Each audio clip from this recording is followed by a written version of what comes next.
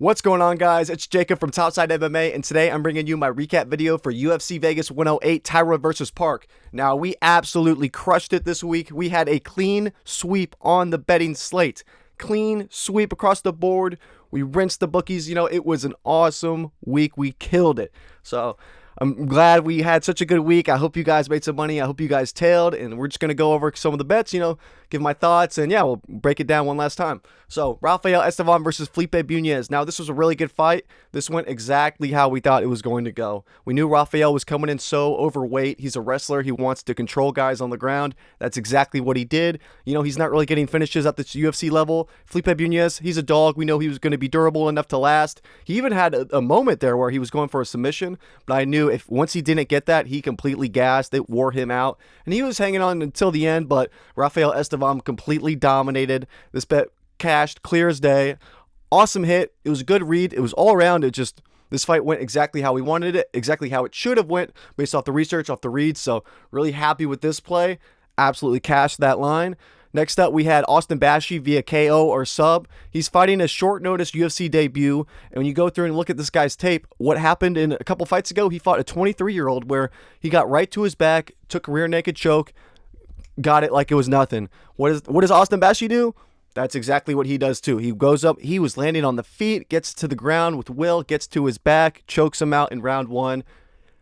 That was a damn good line. It was like, we know this guy, Austin Bashi's a killer. He had really good looks against C-Rod, and now he's facing some random dude stepping up on short notice because they need someone to fill his role. Austin Bashi, he ended up closing as a minus 900 favorite. It made sense. He should have gotten him out of there. I like that we had the KO or sub too, just because, Austin Bashi was landing hands on him at first. The KO kind of looked like it could have happened there for a little bit, but, Austin Bashi does what he does best. He got to his back, got that rear naked choke. The man is dangerous on the ground. He's dangerous, and we've seen that before. We've seen that from his fights, and this bet just made perfect sense on paper. For minus 160, it was great value. Only regret is I didn't have more on it, but I had Austin Bashi in a later parlay, so I didn't want to overextend on him too much. But yeah, this was a great line. Loved it. Nick Klein versus Andre Pulyev, avoided those landmines. Oh my God. I know in the last video I was saying the only one that I was really thinking about playing was the sub-only prop. That was kind of the only one that really had my attention that I was considering for a little bit. But so that would have been a refund either way if we did go ahead and place it, but we didn't. And yeah, that line, we kind of avoided any traps on that one. We're totally fine. Same with Rinya Nakamura versus Nathan Fletcher. I talk about it in that last video too. I was considering it, but it just wasn't standing out enough to me. The over 1.5 to be something that I wanted to put my money on. So I was glad we avoided that one too. Obviously, there was no live betting opportunity for that. It was over so damn fast. So yeah, there was too many uncertainties with Rinya Nakamura. I didn't want to go in there and over commit to something because there's too much uncertainty, and I don't trust his fight IQ to stick to a game plan. And what does he do? I mean, he goes out there and boxes and knocks the dude out really damn fast. So it makes sense. You can't really trust exactly what this guy's going to do in the fights. He looked really good, but at the same time, it's hard to trust him moving forward because we don't know exactly if he's going to stick to what he's good at, or maybe now he's falling in love with the hands. Who knows? We avoided that one, which was nice. And I didn't even have him in any parlays or anything too, so we just completely took that fight off. Next up, we got Kevin Vallejos. That line cashed. We had the decision only sub no action, or KO or sub no action. This was just clear as day. Kevin Vallejos was better all around. He did make it more competitive than I thought he was. He definitely took the foot off the gas a little bit, which is interesting because I thought he was going to be a little bit more aggressive. I thought he was going to go out there and really go for the finish a lot more. But, Danny Silva, respect to him. He did look really good out there. It just wasn't enough. I did go ahead. I was so confident in Kevin that I went and I placed the minus 3.5 spread.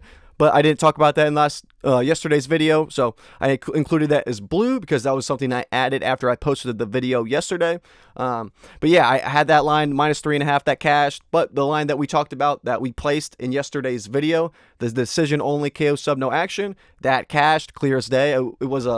He had two 30-27s and one 29-28, so both of these cashed. Decision only prop cashed, minus 3.5 cashed.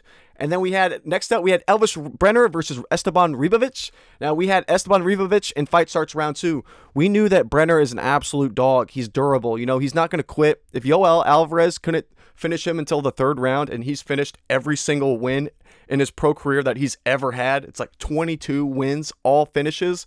I don't think Esteban Ribovic is as dangerous as a Yoel Alvarez. So the fact that Yoel Alvarez is going to do it until the third round, I figure there's no way Esteban Ribovic is going to knock him out in the first round.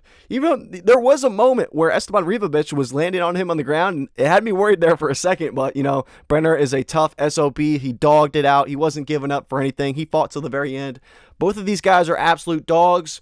Love them both. They both deserve a ton of respect for that fight. And this line absolutely cashed. This was like the Austin Bashi prop, where it was like, looking back, I'm like, my only regret is I didn't play it heavier, because it just made so much sense. Esteban Ribovic is a guy that gets better and better as the fight progresses. His unlimited cardio, he's just going to keep swinging, keep knocking on you, and he's never going to stop. It's like that pressure. He's trying to melt people the longer it goes. And we knew that Brenner is a tough, durable dude who, he's been finished before, but he's not giving up. He's not someone you can just get out of there. So that was my only regret for this one, is I should have put a whole unit on it, but half unit, easy cash there. And it got towards the end of the card too. We just had the Mateusz Rebecki. I was really considering that money line play, because I think it was good value at minus 218, but it started to shoot up closer to the fight. And, I was just like, at this point, we already had such a good night. I was like, I don't want to really risk it, because we know Chris Duncan he's won his big underdogs before. Chris Duncan has that cheeky style where he can pull anything out of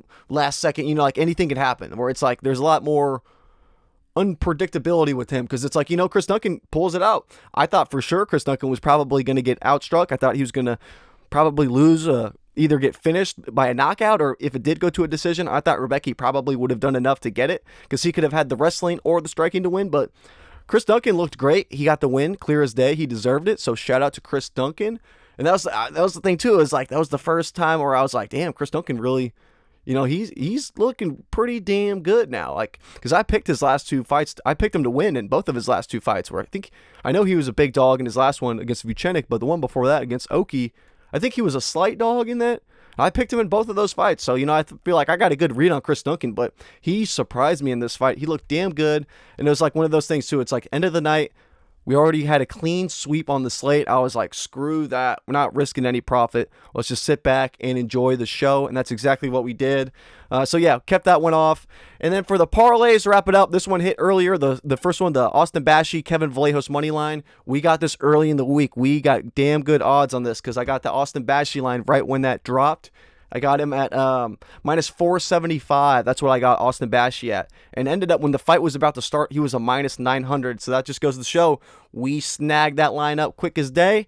Got it at a nice play, got it around, and then we got that parlay down to minus 196. I think by the time the fights were starting, I think that line was like like a minus 240 or something. Like it was a big odds difference that we got just from getting it early on in the week. So that was a huge cash. And then the second parlay too, the very last parlay, we got Kevin Vallejos and Tatsuro Taira. Absolute cash. Tatsuro Taira did his thing, got him out of there early. Nice little submission. Tatsuro Taira is the real deal. That man is putting in work.